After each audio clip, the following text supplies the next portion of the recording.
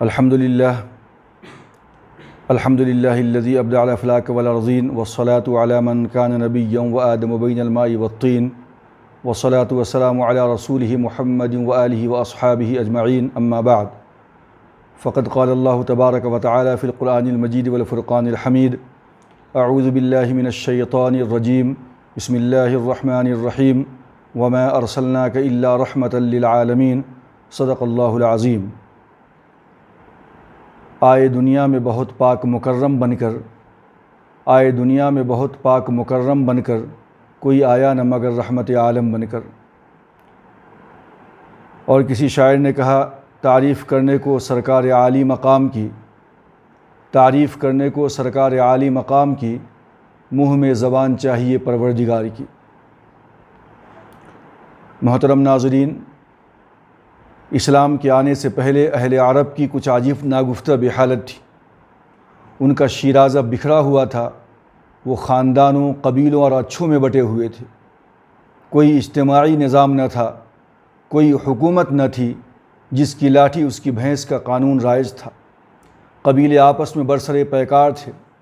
اس ثقافتی اور تمدنی گھٹا ٹوپ تاریکی میں آپ صلی اللہ علیہ وسلم آمنہ جیسی نصیب ور بیوی کے بطن سے 571 میں 11 ربیع الاول مطابق 22 اپریل بروز دوشنبہ اس عالم رونق افروز ہوئے۔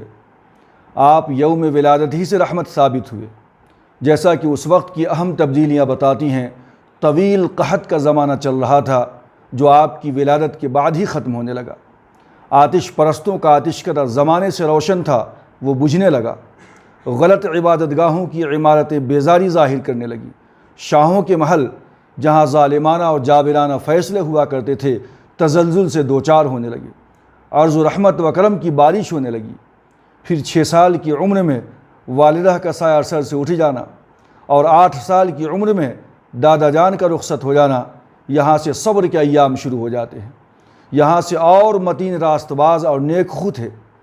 پھر جواں ہو کر خصائل جمیلہ میں مزید مضبوطی پیدا کی، حتیٰ کہ اللہ تبارک و تعالیٰ نے نبوت سے سرفراز کیا، اور جس حسن خوبی سے اس منصب کی ادائیگی کی، جس کی مثال رہتی دنیا تک اہل عالم دیکھتے رہیں گے، اور حقیقی ثمرہ بروز قیامت جزا و سزا کی شکل میں نظر آئے گا۔ میں آپ کے اوصاف اور خصائل جمیلہ کے سلسلے میں چند کلمات کہنے کی کوشش کر رہا ہوں، جسے اپنی خوش قسمتی سمجھ رہا ہوں، اور جو باعث خیر و رحمت ہے۔ آپ صلی اللہ علیہ وسلم رحمت للعالمین ہیں، راحت للعاشقین ہیں، مراد المشتاقین ہیں، امام المرسلین ہیں، شفیع المذنبین ہیں۔ آپ ساری کائنات میں بہترین ہیں۔ آپ رہبر و رہنما، بدر الدجا، شمس الضحیٰ، خیر الورا ہیں، احمد مجتبیٰ، محمد مصطفیٰ ہیں۔ جو اٹھیں تو آسمان کی بلندیاں مل جائیں، جو بیٹھیں تو دھرتی کو سکون مل جائے، جسے پسینہ آئے تو گلشن مہکنے لگے، جو ہنس دیں تو ستارے چمکنے لگے، جو بولیں تو عنادل چہکنے لگیں، جو چادر اوڑھ کر آئیں تو خدا یا ایھا المدثر کہے، اور جو کمبل اوڑھ کر آئے تو یا ایھا المزمل سے معنون کیے جائیں، جس کی جبی کی چمک سے صبح سویرا حاصل کرے، اور جس کی زلفوں کی مستی سے رات اندھیروں کی بھیک مانگے، جس کی خوشی سے جنت مچلنے لگے، اور جس کے غضب سے جہنم ابلنے لگے، صلی اللہ علیہ وسلم۔ الف الف مرۃ بعدد کل ذرہ۔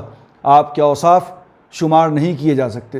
بس حسان ابن ثابت رضی اللہ تعالی عنہ کے اس شعر پر میں اپنی بات کو ختم کرنا چاہتا ہوں۔ وَأَحْسَنُ مِنْكَ لَمْ تَرَ قَطُّ عَيْنِي وَأَحْسَنُ مِنْكَ لَمْ تَرَ قَطُّ عَيْنِي وَأَجْمَلُ مِنْكَ لَمْ تَلِدِ النِّسَاءُ خُلِقْتَ مُبَرَّأً مِنْ كُلِّ عَيْبٍ كَأَنَّكَ قَدْ خُلِقْتَ كَمَا تَشَاءُ، جس کا ترجمہ یہ ہے کہ میری آنکھوں نے کبھی اس سے زیادہ کوئی حسین نہیں دیکھا، عورتوں نے آپ سے زیادہ خوبصورت بچہ نہیں جنا، آپ تمام عیبوں سے پاک پیدا کیے گئے، ایسے جیسے کہ آپ اپنی مرضی کے مطابق پیدا کیے گئے ہوں۔ یہ مختصر الفاظ میں آپ کے اوصاف ہیں۔ یوں تو سفینہ چاہیے اس بحر بے کراں کے لیے۔ وآخر الدعوانا ان الحمد للہ رب العالمین۔